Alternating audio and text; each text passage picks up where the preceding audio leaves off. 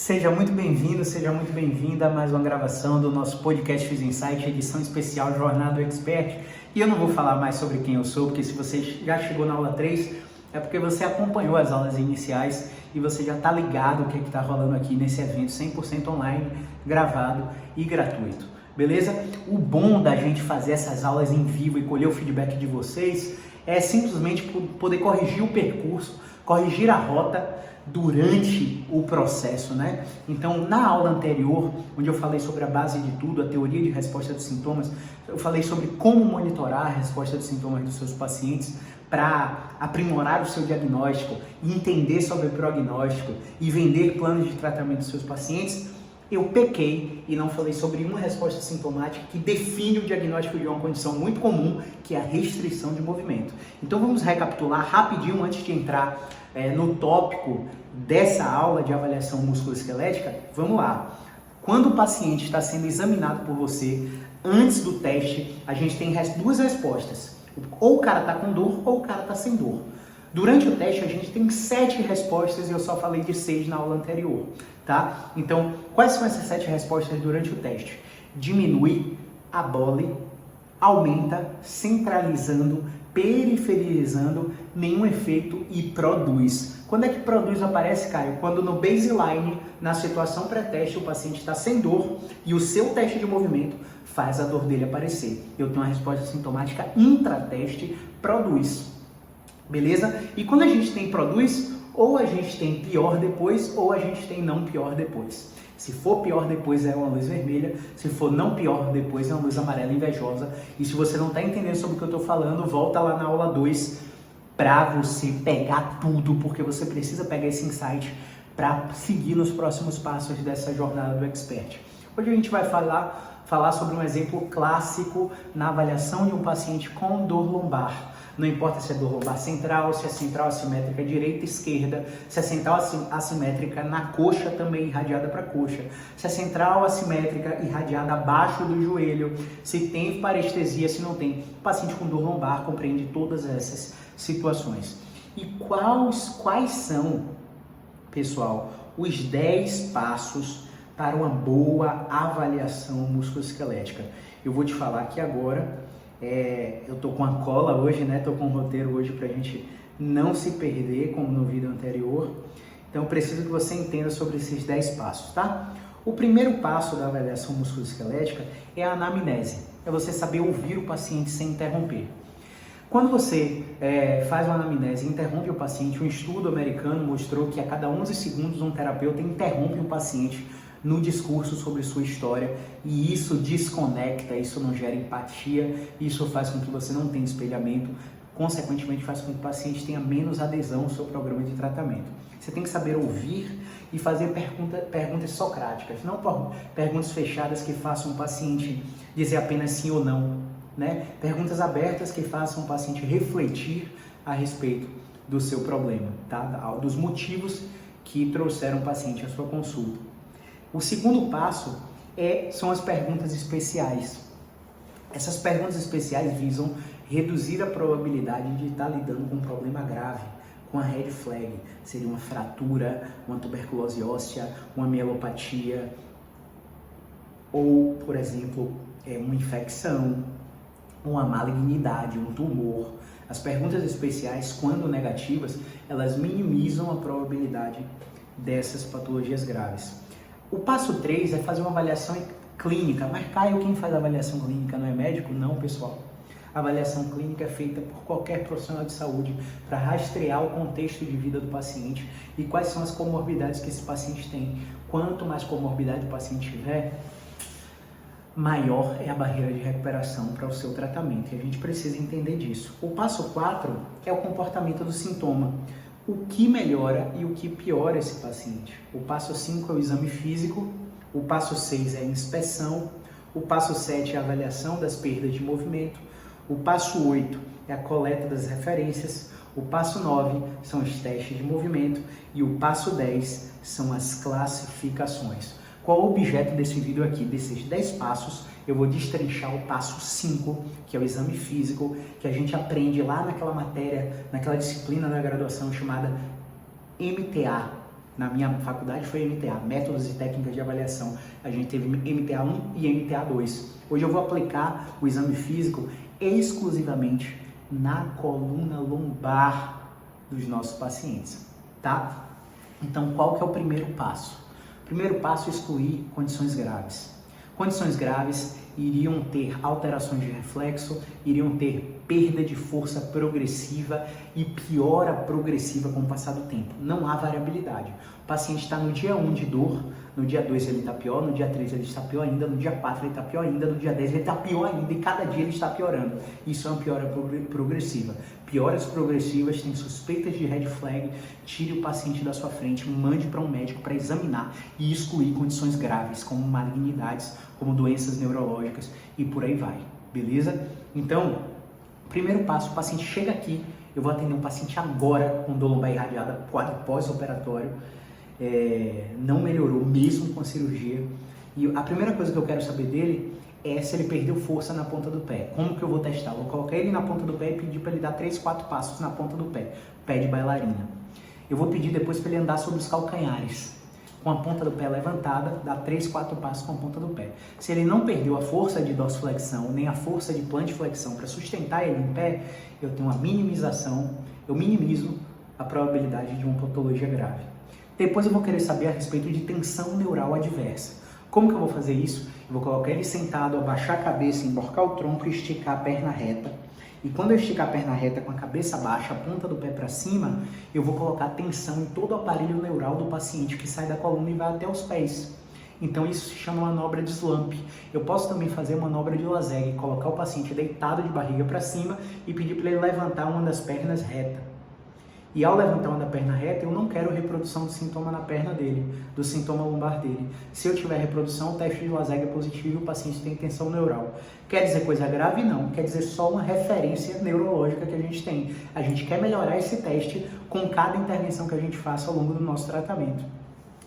Depois eu vou querer ver, além da força e da tensão neural, a sensibilidade. Eu vou pedir para o paciente alisar a lateral das pernas abaixo do joelho. Eu vou pedir para ele alisar a medial das pernas abaixo do joelho, lateral do pé, medial do pé, atrás da coxa, lateral da coxa e medial da coxa. Por que isso, pessoal?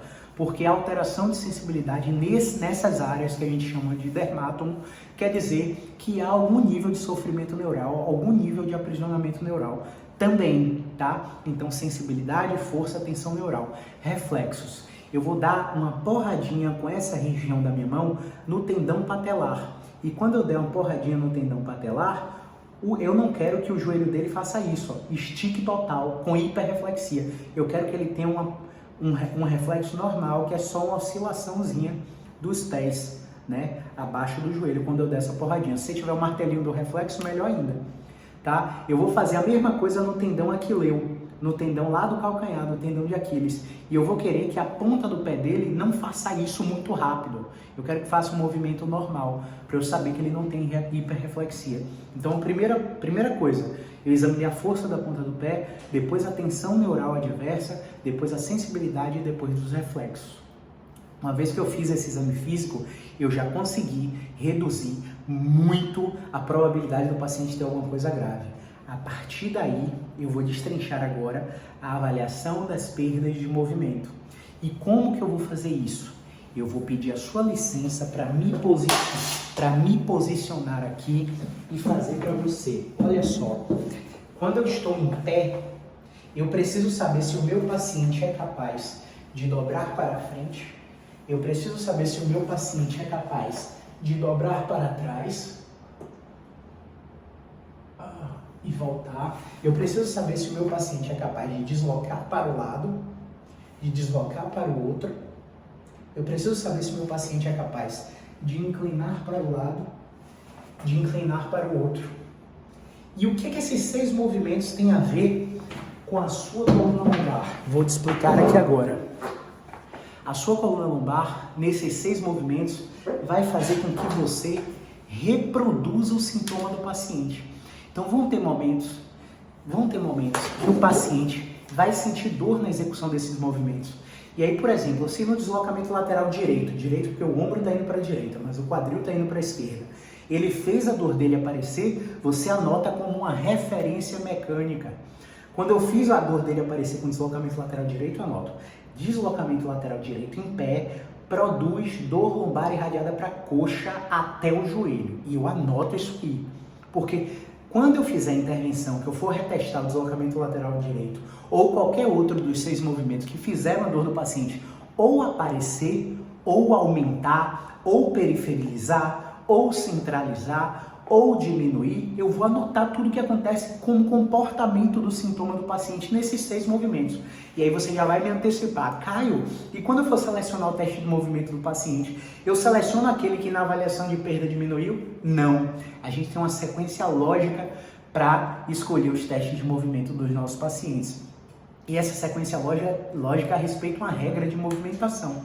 Uma regra de movimentação que fala assim, ó, primeiro o movimento ativo do paciente, depois o movimento ativo do paciente com a pressão do paciente, depois o movimento ativo do paciente com a pressão do terapeuta, depois a mobilização, depois a manipulação. Essa é a regra de movimentação, são degraus para você avançar para testar o seu paciente. Então, não é porque, por exemplo, quando você fez a extensão em pé, o paciente tirou a dor da coxa e centralizou a dor na lombar, não quer dizer que você vai ter que, no teste de movimento, colocar a extensão em pé repetida para o paciente melhorar. Aquilo ali é só uma avaliação de perda de movimento que te dá apenas uma pista de que o problema é movimento dependente. Muitas correntes falam que o problema é mecânico. É só te dar uma pista que o paciente, o caso do paciente é responsível neurofisiologicamente, é responsível no sistema nervoso central com a habituação. Existem movimentos que modificam a resposta do sintoma e que sim podem dessensibilizar o sistema nervoso central desse paciente. E aí, quando você entender das diversas classificações que eu vou apresentar na próxima aula, você vai saber que isso são pistas para, por exemplo, um paciente com síndrome dolorosa crônica, você ter uma provisão que em 6 semanas ele vai se recuperar, em 12 semanas ele vai estar muito melhor, em 1 ano ele vai estar quase 100% recuperado se adotar a sugestão de alteração comportamental e de estilo de vida que a gente sugerir para esse paciente. Beleza? Então, ó, além da avaliação de perda, além do exame físico, eu tenho o passo 6, que é a inspeção, que eu vou aproveitar para destrinchar, porque eu ainda estou com tempo, essas aulas duram 15 minutos, então eu vou aproveitar para destrinchar para você. A inspeção é você olhar para o paciente em pé parado e ver se ele tem algum movimento aberrante, alguma alteração postural aberrante. Não é um ombro mais alto que o outro, não é um quadril rodado, não é uma perna mais longa que a outra, são alterações posturais aberrantes. Por exemplo, o paciente tem uma hipercifose, uma deformidade cifótica onde ele fica torto e isso restringe os movimentos dele. Isso a inspeção pode detectar olho nu.